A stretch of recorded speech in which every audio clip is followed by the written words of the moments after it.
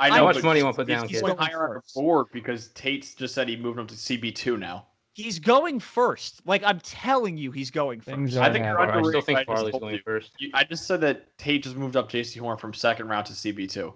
Good. He's right.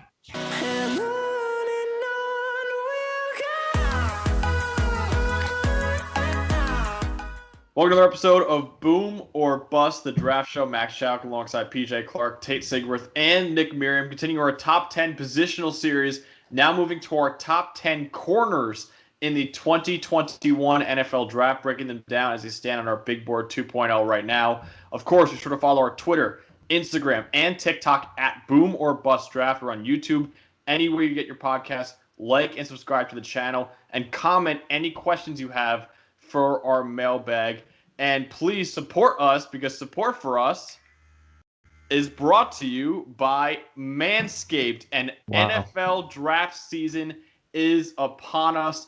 It's possible that you might have Trevor Lawrence's haircut in your pants. That's why our partners at Manscaped, the leaders in below-the-waist grooming, have partnered with us to make sure you don't gamble on shaving your balls the same way you like to gamble on football. For all of my draft geeks, we have an exclusive 20% off promo code Boom or Bust at manscaped.com. Will your favorite team go defensive back in the first round? Not sure, but I am sure that with the Lawnmower 3.0, you can get your D back. So go to look at that, and that's the read, and it's in the cornerback video. I mean, how about that? How's that for timing? I love Manscaped. First of all, the products are outstanding. Second of all, Dominic Colombo, the guy who sends us these scripts, these are outstanding. I mean, that is an elite ad read. And for context, Max and I were the only two that knew this was coming, and those two heard it for the first time. It's like 13 out of 10. Again, Max, hit it one more time. Hit it one more time. 20% off and free shipping with the code Boom or Bust. That's Boom or Bust, no spaces, all caps at manscaped.com. It's time you turn that team in your pants around with Manscaped. Draft season, folks. Draft season, baby. So let's get into our top 10 corners. At number 10, Aaron Robinson from UCF, number 87 on the big board. Nick, what do you think about him? So this is a slot guy. I think a lot of people were impressed by him at the Senior Bowl. I wasn't overly impressed with what he did. Kind of a niche guy in that he played a lot of man out of the slot in college and is more of a physical version of that. He likes to get handsy. He likes to jam guys. He likes to disrupt them, and that's kind of the way he wins as a corner. I don't really know how you're going to take that and then use it in the NFL, though, because there's not a lot of teams that use man slot corners a lot, like all the time. And then along with that, use them in ways that they want them to be physical and not be able to like match and mirror routes. That being said, he is very good at being a physical corner. Maybe somebody tries to move him to the outside. I think he needs a little more work at the catch point if he wants to be able to do that. But in terms of effectively press coverage out of the slot, this guy, I think, is an interesting prospect. A guy who I think doesn't have a lot of issues in coverage in his game. It's just it's a niche thing with him as a slot player that I think pushes him into the third round. But somebody who's talented in terms of being a defensive coach, maybe like a Brian Flores in Miami, will take this guy and figure out a way to plug him into their defense and turn him into a weapon for that defensive backfield. So I was kind of surprised to see, especially at he weighed in and measured. He was 2 inches shorter at the Senior Bowl than UCF had him listed at, which might explain some of the slot thing. If you're listening to a guy at 6'1" and he's a legitimate NFL cornerback, you would think they're playing outside. Really is 5'11", so that might explain kind of the slot thing. But super physical, like guy, just aggressive, knows how to play in the slot well, and is willing to get physical immediately at the point of contact at the line of scrimmage, and isn't afraid to shove guys off the routes. He's got good burst towards the ball. I think he's athletic enough. I was pleasantly surprised. I moved him up after the Senior Bowl. I thought he looked better than I thought he would. But just like Nick said, I think it's going to be interesting. Kind of a weird college career, only 2 years at UCF, transferred from Alabama, and then had a concussion in 2018 that kind of ruined him that way. But a good last year, a good final year, second team All-American, physical press slot corner. And much like we said in the wide receiver video, there are a lot of slot receivers in this class. The slot corner class is pretty good as well, and he is a reason why. Yeah, physical, physical, physical. That's pretty much a lot of his game. You saw it at the Senior Bowl. You see it on tape. He loves to get physical with the guys he's going up against. He's got good experience in zone. Man, he likes to press like Nick was talking about. So in terms of a slot corner, I think he's probably one of the best ones in the class. We'll talk about Elijah Molden in a second. But as for cons, I mean, the competition level, I don't think he faced like a single NFL prospect. Like if you look at his game log, I can't think of one off the top of my head of one of those dudes that he faced that went to the NFL. I mean, I think he's like an average athlete with average speed. He's definitely a slot guy. Maybe you could try him outside, but 5'11", 183, maybe not. But the physicality might make up for that, offset the size, undersizedness of him. But I mean, I like him. I think he's a good slot guy at the NFL. Appreciate his physical characteristics. Yeah, he's the number 15 corner for me, number 118 overall. He, like you guys mentioned, transferred from Alabama after his freshman season. Good size, 5'11", 193. It's not 6'1", but it's still decent size for a corner. Fantastic run defender. You guys mentioned I think he's one of the best in his class. He attacks running backs like a safety. He's a good tackler. Only missed 10% of his career attempts. Pretty quick. He closes on routes really well. But like you guys mentioned, almost exclusively a slot corner this year and last year. Took a pretty decent jump back this year. He allowed a 101 pass rating when targeted after just 63.8 in 2019. Doesn't have really great instincts in coverage. Better in zone, I think, than man. Played in the American, like Tate said, didn't face many quality receivers. He has the size to play and the physicality to play outside, but he'll likely be a slot-only corner in his career. He's got some coverage concerns after this year, but he's a really good run defender, really good tackler. So yeah, he's a very physical corner. Number 9 now, IFEATU MELIFONWU, representing from baby. Syracuse. Go baby. Orange. Go Orange. Number 57 on the big board. PJ, what do you think about him?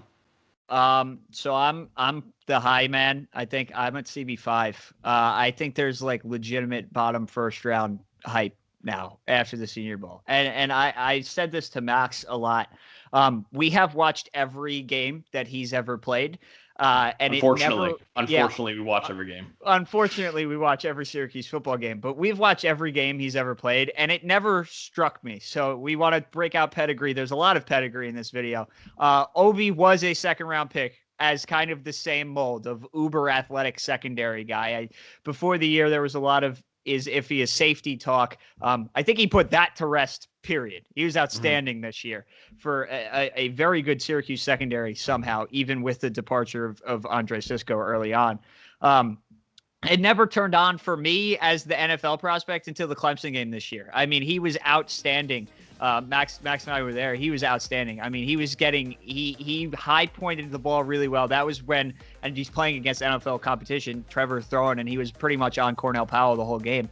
I mean, just long, 6'3", and a crazy athlete at that. I think he's going to be good enough in the run game. He uses his length to get off blocks, but where it's really going to be, he's a zone corner. I don't know if he's athletic enough to just man up on NFL receivers, but he's got the size. There is a little bit, the long arms, the length. There's a little bit of press. He should be able to do it, you'd think, at the next level. But he's going to be a very good zone corner. Somebody's going to bet on the athleticism. I think like late day 1, early day 2, if he makes it out of the top 50, I'd be stunned. If he makes it out of the top 40, I'd be quite frankly surprised. Yeah, the height train is building. I don't agree with it. I know I'm supposed to be a homer here on the podcast. Go Orange. A homer. I mean, he was the best corner at the Senior Bowl. And that is a commonly held opinion. That's not even just us saying that. Mm-hmm. It's people see the measurables. They see he's 6'3". They see the 80-inch wingspan, and I think they're falling in love with it. They see, one play where he's playing off ball and he breaks on a pass and breaks it up, and they just fall in love. I don't know if it's all the way there with MELIFONWU. I think he's an average pass defender. I just don't know if he's consistent enough. I think sometimes maybe he sags off too far. Gave up a touchdown to Cornell Powell this year because of that. I don't know. I mean, he was definitely good at the Senior Bowl. I definitely understand why people are buying into the hype. I recognize that he very well may go in the first round. I'm just, if I'm the GM, I'm not sure I'm doing that right now. I'm going to, unfortunately, have to keep this train going. He's huge. He is the same size, effectively, just an inch taller and 2 pounds lighter than Jeremiah Owusu-Koramoah. So he's just to be the same size as even a safety linebacker hybrid at corner is ridiculous.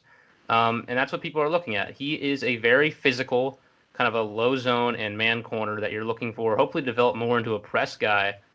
But he struggles, I think, against more vertical routes. He struggles changing direction, which I think you see more of when you get these really big guys who are trying to, be able to move smoothly. What he's best at is when he gets his hands on guys and he can be aggressive at the catch point. He makes some great pass breakups when he's got the range and the length to get to balls. But he's ultimately a project as a man core to the next level. And I think the routes in the NFL that are most valuable, those deep routes, those more intricate, those things that Antonio Brown has gotten very good at, where you kind of leverage space to one side and you kind of turn it into a post or a go route, basically verts that, verticals have become it's not just a go route anymore in the NFL. Verticals have become a completely creative thing that receivers improvise with. He's going to struggle with that, even if you make him a good low zone / man press corner. So the value of him as a corner the next level is not as high maybe as some of these other guys, and he still needs a little bit of work to get to that point. So that's my issue with him. I got him as an early 3rd round pick. I think he's interesting, but I might even be saying lose some weight here so you can move a little bit better. Yeah, I'm kind of in the middle of you guys. So he's number 7 corner for me, number 51 overall. Freakish size, like you guys mentioned, 6'3". Only 8 corners right now in the entire NFL that are 6'3" or taller. 32-inch arms that really help him break up passes. Good athlete. He's reportedly run a 4.5 40 before, so a 6'3", 213. That's really good speed. That's about the average speed for a corner, and he's also like 4 inches taller than the average corner too. Smooth hips. I do think he's got a pretty decent agility. I think he could turn and run with receivers. He's willing to stick his nose in the run game. He's good in man and zone. Played really well at the Senior Bowl. Has the tools to be a press man corner, but he hasn't really played much press. He only had 183 snaps in press coverage in the last 2 years. Below average tackler too. He missed 14% of his career attempts. 6 penalties this year after only 2 last year. He can get kind of handsy. Again, freakish tools. He just needs to learn how to use them. He'll be bigger than most corners in the league. He just needs to learn how to play like he's one of the biggest corners in the league. So number 8 now, TYSON Campbell from Georgia, number 53 on the big board. Tate, what do you think about him? Yeah, we're going on from one tall zone corner to another tall zone corner. TYSON Campbell, 6'2", 185. Very good tackler. He only missed 6 tackles in 3 years. Very strong athlete, I think. He's got a lot of length, good speed, can turn and run with wide receivers pretty easily despite being larger, something I think I have questions on with Iffy. Part of that, fluid hips. I think he has a higher ceiling than some of these other guys. I don't think he's all the way there. I don't think he's all the way refined as a prospect. Also, PJ, say it with me, pedigree. Former 5-star recruit. Issue with TYSON Campbell, man, he was bad this year. At one point this year, we had a Georgia fan in our replies on Twitter. We did have that one tweet where people were not happy. The Georgia fans were unhappy with TYSON Campbell in one tweet we sent out. He gave up 5 touchdowns on 30 catches this year. Lack of ball skills, I think, is the issue. Maybe footwork and awareness at the catch point, letting him down. Not a lot of pass breakups and interceptions to his name. So he just hasn't made the jump to the next level. But in terms of, ceiling, there is room to grow for TYSON Campbell. So we're recording this right after Georgia Pro Day, and TYSON ran in the 4.4 range-ish. DJ, I think, had him at a 4.37 he got from a scout. Listen, I'll take that if I'm TYSON Campbell. It's better than I thought he was going to do. Tate kind of hit it there at the end, though. Not the best year to go off of. I think this is a guy that had a little bit of first-round hype, especially early on in the season, and then slowly got exposed the more we saw of him. And, Georgia kind of even was not as good as we thought they were going to be as a defensive unit. But pedigree, he's got the prototypical frame size. He's under 200 pounds. He's 6'2". He's got the length. I think he's a good man corner that might benefit more playing zone in the NFL, which is kind of weird. But he has shown the ability to play man coverage in the SEC and do it well. I just think he would be better as a playmaker and a little more off, a little more relaxed. You don't have to go up and press somebody at the line of scrimmage. I would like to see him in his own scheme, but he is fully capable of playing man. I think it's a high ceiling, but just this year was not good. I don't think this is what he wanted to go on to the next level. But I'll take the 4.37 if that's actually what happened today too. So Tyson Campbell is the type of guy where got people who argue about the correlation between athleticism and good corner play. It comes out with a guy like Tyson Campbell and pushes them higher on their draft board. Caleb Farley is the one guy I would put ahead of Campbell in terms of the size and speed combination that he possesses in this draft. I'm a little surprised by that 4.4 time. I didn't actually hear about that until PJ just told me. I don't personally believe that translates to him playing on the field. I think he definitely has 4.3 speed when he's actually playing, and could be even faster than that. I think he's definitely one of the fastest players on the field at a given time. That being said, he struggled against vertical threats this year. Josh Palmer, Tennessee, really gave him some issue. He had a bad game against Alabama. Jalen Waddle torched him. It was a couple of games. Well, Jalen Waddle torches everybody. Yeah, I mean, it's just true, which is fair. But, there were a couple games this year for him that were really not good, and he's still overall graded out okay in terms of a coverage grade for PFF. He's got some work to do, and I think he's going to be best in a zone defense. Georgia was doing a lot of weird stuff this year with man and zone combinations, and didn't really make a lot of sense. He has the speed to make up distance. He likes to play through the quarterback, keep things in front of him, where I want him on the outside, kind of playing kind of one zone, but he might cheat one way or the other to try and bait the quarterback to make one play. He's a very patient corner. I think he's a smart player, anticipates well. I like him as a run defender as well. There are athletic plays on his tape that other corners can't make, but he struggles at the catch point and needs to work on that, especially when it comes to the deep ball. Yeah, he's the number 8 corner for me, number 52 overall. Great length. You guys mentioned he's 6'2". Great movement skills, can change directions really well for a corner. Really good speed. PJ mentioned he ran a 4.37 according to Daniel Jeremiah today at his pro day. Also in high school, he ran a 10.39 100-meter dash. Just for reference, the Olympic qualifying time in 2020, 10.05. So this guy was like 0.3 of a second away from Olympic qualifying time. So he's fast. One of the best tacklers, only missed 8% of his career attempts, like Tate said. Man or zone scheme, I think he can work in. So he's 3 inches taller than the average corner, but he's 8 pounds lighter. Needs to add a little bit of weight. Only had 5 pass breakups in 2020, allowed 5 touchdowns, only 1 interception and 10 pass breakups in his career. Not great ball skills. Alabama, Nick, you hit on it. They torched him. I mean, he allowed 162 yards, a touchdown, and a 143.8 passer rating when targeted. Not a very instinctive player. He reacts too late a lot. He missed 5 games with a foot injury last year, something to keep an eye on. Look, he's got all the tools to succeed. He just needs to work on the mental side of the game and trust his eyes. He needs a lot of coaching, I think, to reach his potential, but he's got really, really good potential. So number 7, his teammate, Eric Stokes from Georgia, number 52 on the big board, literally right above Tyson Campbell. Nick, what do you think about him? Here's the guy that moved up my board when I started watching him. I liked a lot of what I saw from Eric Stokes. Ran in the 4.2s. That time might be not perfect. Looks like it came out as a 4.24 initially, then they re-reported as a 4.28. I'm going to assume the 4.28 one is right. I think he does have lightning speed. It shows up on tape. He played mostly zone in Georgia's scheme, but he excels at jumping routes, very aggressive attacking the ball, was kind of a ball hawk this past year, had 4 interceptions, and a lot of them were like really good plays. It wasn't just like right place, right time. It was him getting in front of receivers and picking the ball off. I think he uses his speed well to make up space. You see that with a lot of these Georgia corners. They do a really good job of kind of playing in between zones and using their speed to make up whatever distance they have between them and the receiver.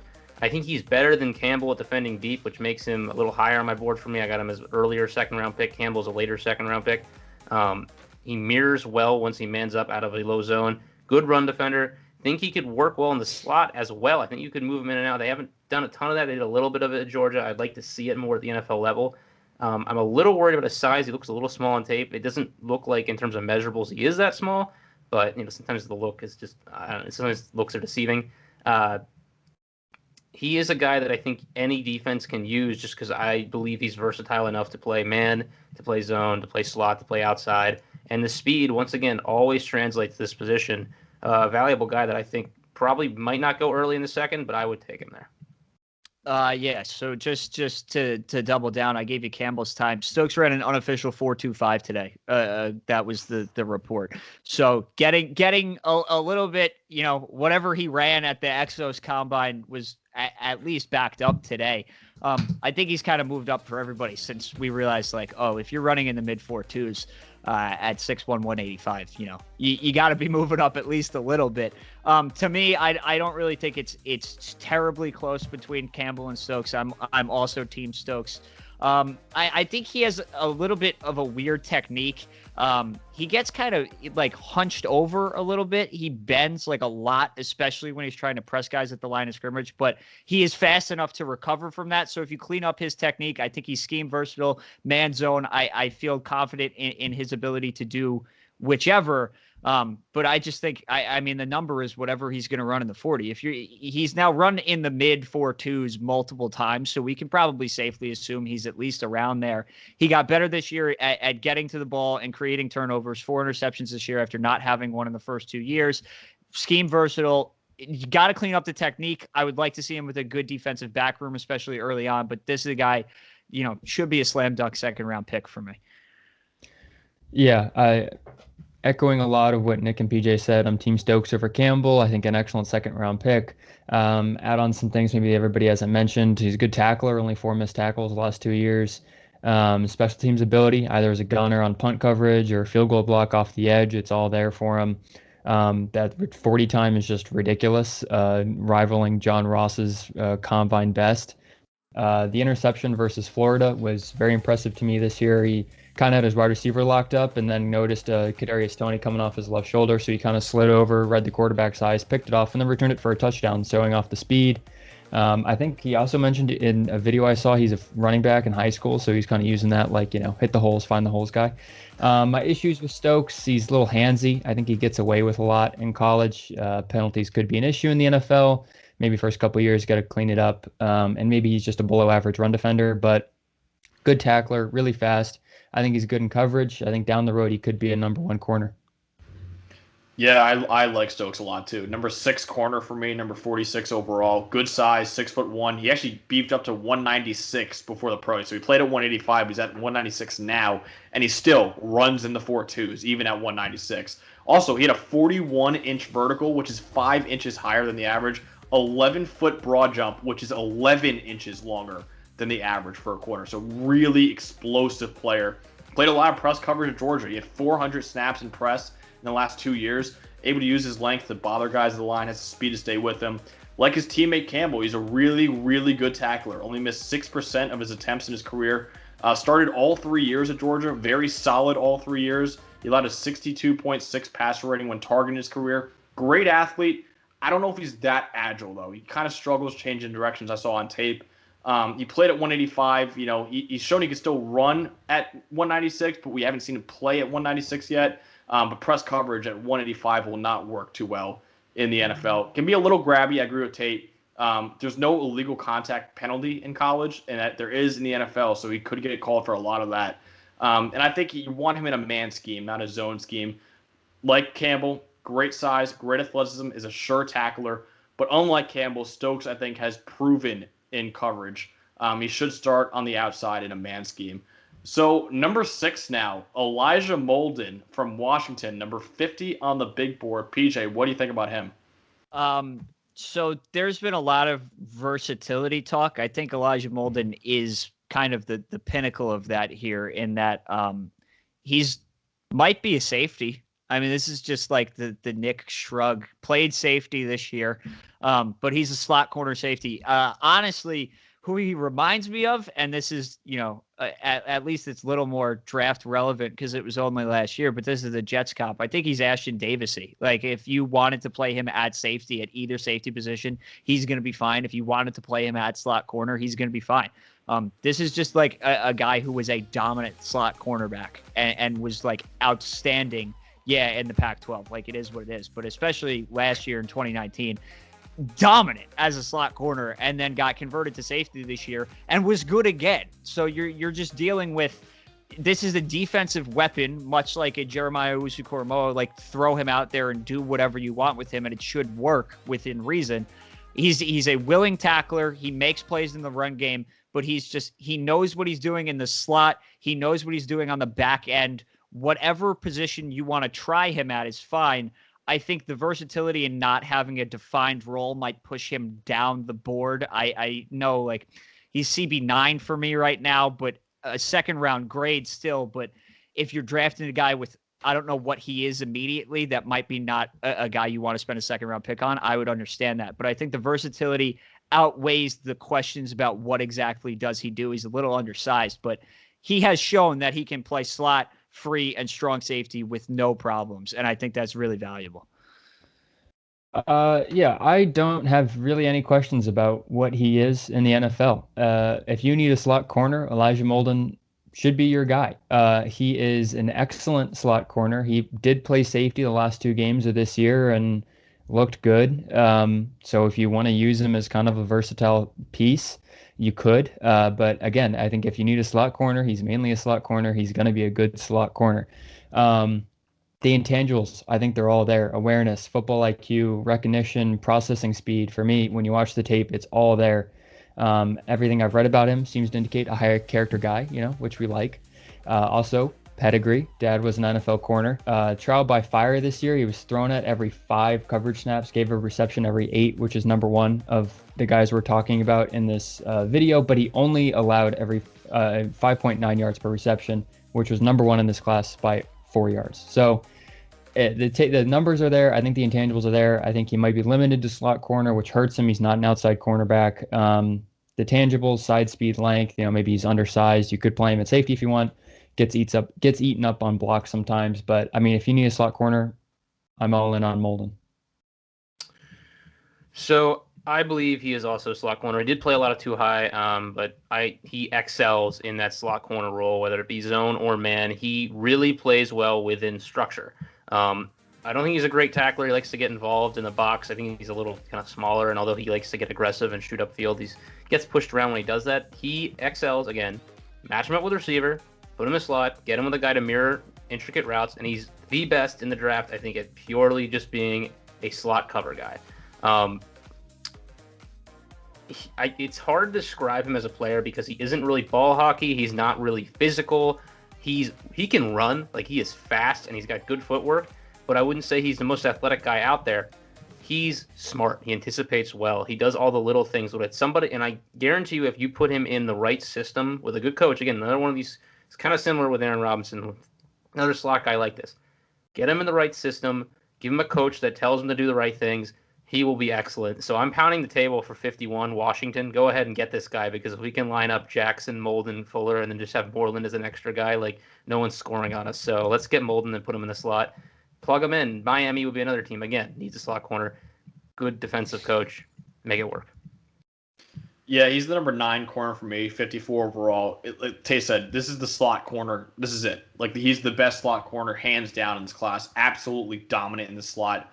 Nick, you hit on it. He's so smart, so instinctive. He had 5 interceptions and 13 pass breakups in the last year and a half, really. Really good in the run game. He sticks his nose in there and competes. He had 6.5 tackles for loss in 2019 and 2020. Really, really good in zone coverage. Good frame, too. He's only 5'10", but it's 190 pounds. Played a little safety before. Slot only, though. He cannot play outside. Doesn't have great athleticism. He's an okay tackler. He missed 15% of his career attempts. I don't think he's that great in man coverage. I think he's a lot better in zone. His value is a little capped because he's not an outside corner, but he's as sure a thing, I think, as they come in the slot. So he's very much worth a second-round pick. So number 5 now, another Pac-12 guy, PAULSON ADEBO from Stanford, number 40 on our big board. Tate, what do you think about him? I'm surprised we remember this guy. Best production was 3 years ago. Was okay 2019, opted out of 2020. The thing with the Debo, man, ball skills, 27 pass defended in 2 years, 19 in 2018 alone. Absolute beast in contested catches. A lot's that to do with a lot of his traits. He's got great length. If he is in a contested catches situation and he is like on your back, it's over. He's just so long. But I don't know. 25 missed tackles in 2 years. Best production was 3 years ago. Like I said, bites on double moves a lot. Just torched in the UCF game. Just a horrible rep. Trickier the routes you throw at him. I think he struggles, which doesn't, I think, bode well for the NFL. I don't think he's a very good run defender. I don't know. I'm kind of out on the ADEBO train. I'm not out. Like, I think he's a very like loose, fluid athlete at his size. He's another big, lanky boy, 6'1". But I mean, I get it. Again, didn't see him this year, so that kind of pushes him down the list to everybody else. But there's an innate ball skill ability here that, like, it's undeniable. And when you get to the point of, like, causing turnovers just inherently, like, has value. That's what that's the name of the game that we play here on defense. It's like, you know, especially in the pass game, it's kind of like you can't stop it. You can only hope to contain it. And the best way to contain it is causing turnovers. And he has an innate knack for breaking up passes and interceptions. 8 interceptions in 2 years and 27 pass breakups. Like, you'll take that. It combine that with the athleticism and the size, 6'1", 190, but he's like a fluid athlete, good hips. The Northwestern game, the first game for them in 2019, 2 years ago at this point, he was the best player on the field. Like, he was all over the place. And yeah, it's, you know, Northwestern, whatever. But he was awesome. He was outstanding. It's one of the best games I've watched from a cornerback in this class. It's just a matter of, you know, where does the year off and where does I don't know how great he is in actual coverage, but when the ball gets thrown at him, he can get his hand on it, if not intercept it. You're banking on athletic ability and you're banking on ball skills to carry over, which I'm okay with doing, but it's going to push you down the board, especially when you didn't play this year. PJ said it, long and lengthy, fluid athlete. I'm going to call this guy the opposite of Tyson Campbell. It's kind of weird. I like Campbell when he's looking at the QB. I think he does a good job at changing directions and making up space. PAULSON ADEBO, I like looking at the receivers. I like him trailing receivers downfield. I think I like his ball skills downfield, something that Campbell struggles with a lot.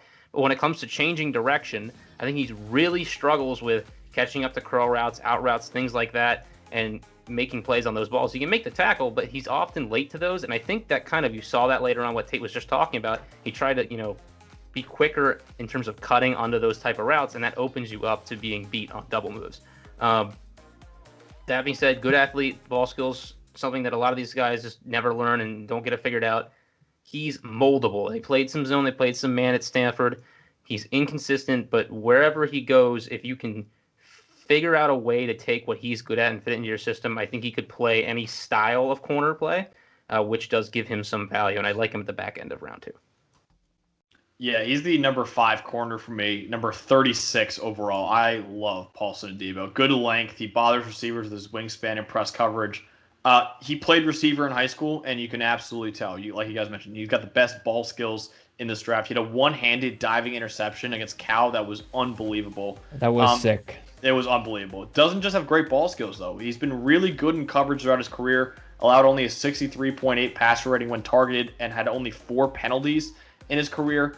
But like you guys mentioned, not a very good run defender, not a very good tackler. He missed 20% of his career attempts. I think you probably want to put him in a zone scheme. Not as good, I don't think, in man coverage. He's an okay athlete. I don't think he's that great. Always looking for the big play. So it's kind of like the Andre Sisco thing, which we'll get into in a future video, a little tease there. But he's a little jumpy, and he can miss on double moves because he's always looking to make that, you know, interception or big pass breakup. So you can beat him on double moves. Opted out this year after taking a slight step back in 2019. He might not work in every scheme, but ADEBO is going to make a lot of plays on the football. His ball skills are extremely valuable. So number 4 now, a guy we did a video on, Jaycee Horn from South Carolina, number 24 on the big board. PJ, what do you think about him? This is ridiculous, actually. This is actually mind-numbingly stupid how this guy is CB4. Thank you, Tate. I don't get it. I mean, this guy, again, I said it in our Jaycee Horn scouting report, and that was a month and a half ago at this point, if not longer. Still my bet to be the first corner off the board. He's CB2 for me, and I think the gap between him and Surtain is shrinking by the day the way this is going. Just physical, like mean. I said it, just asshole man corner. Just is going to get in your face and is going to be penalized, and is going to be penalized for taunting, and it's going to be penalized for holding. But this is a guy, the ball skills came around this year, got his first interceptions. But I mentioned the ADEBO game against Northwestern is one of the best games that I've seen a cornerback play from this class. Jaycee Horn versus Auburn was a clinic, an absolute clinic. Seth Williams. Yeah, I literally think that game, that single game, is the best tape of any prospect in this entire class has in one game. An absolute clinic. Again, My bet for the first cornerback off the board, top 15, CB2 for me. A joke that he is CB4 on this list. An absolute joke. Pedigree. Yes. Shout out Joe. Baby. Go take the cell phone out from underneath the goalpost and call somebody to take your kid in the top 12. Thank you. So when you say your best bet to be the first corner off the board, you mean like in terms of Vegas value, or as in like yes? If I had odds on who I'm betting, I think Jaycee Horn is the first corner off the board. He is not CP1 for me. I would take Surtain over him. I think the smart money should be on Jaycee Horn to be the first corner. Right. Fair.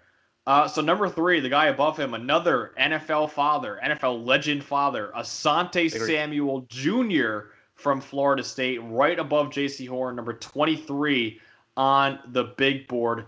Tate, what do you think about him? I don't know, Max. That's the answer. Ball skills, 18 pass breakups in 2 years. We like that. Man coverage skills, I think in terms of mirroring and like change of direction and just like hips and footwork. The back pedal, like he just loves back pedal and then breaking on the ball. He's all very good at all of that. There's a clear instinct and knack for the ball, like I mentioned, with all the pass breakups, the pedigree. Dad, Hall of Fame cornerback. It's just, a lot of the picks were just horrendous throws, a little bit of right place, right time. So, you can't just look at the box score. The size and the strength is the real concern right now with Asante. Bigger wide receivers are just going to be a total mismatch for him. He's going to get locked up on blocks. You saw it in like the North Carolina game when they just were running at him, and he couldn't get off a Dayami Brown block to save his life. 11 penalties in 3 years, which in college is like gen not great. Translating to the NFL was also going to be gen not great. And he mainly played man coverage. I think he has the ability to play zone, breaking on the ball, kind of playing off ball. But I mean, the learning curve for Asante Samuel might be larger than I previously thought. But I don't know. I mean, I think he could be good. I think he has the traits to be good. I can't say for sure that he is definitely going to be good. Okay, so I'm not going that far, but I agree with you that there's no reason he should be above Jaycee Horn on this list. I think he is I mean, you don't agree with that, considering you are the reason he is above Jaycee Horn. So hold on. The updated board people haven't seen. I just like Jaycee Horn is now my CV2. Want it on the record. I think Asante Samuel, MELIFONWU, and the guy that we haven't even talked about in this video for some mind-numbing reason, Greg Newsome, who, if you want to hit the card, I did my little rant on, 2 weeks ago when we did Big Board 2.0 is my best player not on it. I think those three are the borderline round 1, early round 2 guys for me, at least, like the top 45. If somebody wanted to take Asante Samuel in the back half of 1, okay, sure, go for it. Late 20s. I'm not against it. I think he is. So the question is he slot only? My answer is yes. That's where I think he would be better. I know Max certainly disagrees with that, but I think he's good. And it's not like he doesn't have slot experience, which I think is going to help him if that is where somebody wants to pigeonhole him at the next level. I think he's fine enough for outside. It's just, 5'10". He looks so small on tape. It's like, are we really sure this guy can play outside at the next level? But in his defense, played it almost pretty much exclusively outside this year and had his best year. Tate said it, another guy with maybe not PAULSON and ADEBO level ability, just ball skills, but gets to the ball, is a nosy guy. Like, his dad is who his dad is. He knows what he's doing, right? And he's been well coached his whole life, and there's no reason to think his technique won't be flawless even in the NFL. I think he's probably given you nothing in the run game because he's so small no matter what. He just gets thrown around. But, it's kind of like is Rashawn Slater a guard or a tackle? Like, are you pigeonholing Asante Samuel into slot, where I think he might be better? But the question is he capable of playing outside? To me, I'm not sure the answer is necessarily yes. Yeah, so there's some size concerns, and the team could try to play him in the slot. I think he's going to be best on the outside. I kind of disagree with you with the run game thing. I think he's kind of a force because he's very physical for his size. Like, it's not for a lack of trying, and the guy is strong. Oh, no, he tries. High motor. Like, very high motor. Just because you're small doesn't mean that's not going to work at the NFL level. Like, your size isn't necessarily distinctive to, like, how strong you are and how athletic you are. It really is, like, I think some people get into this thinking, and it's just not necessarily true. You get these guys who are trying to think of an example off the top of my head, but sometimes you get big guys who are just not really, if they can, not going to throw Iffy around again, but I think Iffy is strong at the catch point, but he's not a guy who can change direction, and that comes down to lower body strength, So Asante Samuel goes the other way with that. I think he's really fluid. I think he's really plays low, smooth cutting, changing direction, kind of a jitterbug. He honestly moves more than he needs to a lot of the times, which, in a weird way can kind of throw quarterbacks off. He is definitely a zone corner, plays a lot of off coverage. But he's just very active, plays with a lot of energy, plays above his size, physical, does it work at the next level. Can he be more of a ball hawk? I think we saw more of that this year, kind of what his father was at the NFL level. So it's interesting to see if he develops there. I don't think he's the fastest guy, though. That would be my concern with drafting a guy like this very high. Somebody's going to, though. I think he's a late first-round pick, a CB4 for me, certainly. I kind of have a gap between him and the next one. Pedigree, we talked about it. And he was a guy who was kind of a standout on a defense and a team in general that just Florida State is crumbling. So, good for him playing well there. Yeah, he's CB3 for me, number 23 overall. He got his dad's instincts, man. Made some outstanding reads, breaks on the ball, changed direction. I agree with Nick. Top notch. Never loses his balance, can flip his hips quickly. Great ball skills, too. 4 picks and 20 pass breakups in 2 years. Good run defender.